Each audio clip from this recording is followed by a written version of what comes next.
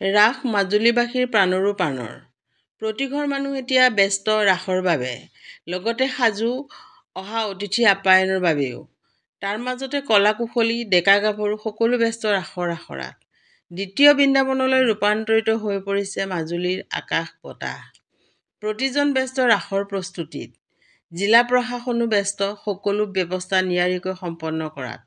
তাৰ মাজতে মাজুলীৰ জনপ্ৰিয় বিধায়ক ভুৱন গাম প্ৰতিটো ৰংগমঞ্চ অথবা সত্ৰই কেনেদৰে আয়োজন কৰিছে ৰাসৰ প্ৰস্তুতিত, কি অভাৱ ৰৈ গৈছে ভগৱান শ্ৰী শ্ৰীকৃষ্ণৰ ৰাসলীলা প্ৰদৰ্শনী ব্যৱস্থাত, তাক খবৰ লোৱাৰ উদ্দেশ্য আগত ৰাখি প্ৰতিটো ৰংগমঞ্চৰ আয়োজকসকলৰ মাজত সময় অতিবাহিত কৰিছে। সকলো সুবিধা থাকে যাতে ইয়াৰ ওপৰত গুৰুত্ব দি বিধায়কগৰাকীয়ে ৰাস সমিতিবোৰৰ লগত আলোচনা কৰাৰ লগতে মাদক দ্ৰব্য নিবাৰণ কৰাত বিশেষ গুৰুত্ব দিছে। প্ৰতিদিনে সন্ধিয়াৰ পৰা নিশা দলীয় সতীৰ্থলৈ ঘূৰি ফুৰিছে বিধায়কগৰাকী। ৰাস সমিতিসমূহৰ যদি অভাৱ আছে ব্যক্তিগতভাৱে সমাধান কৰাৰ চেষ্টা কৰিছে জনপ্ৰিয় বিধায়কগৰাকীয়ে।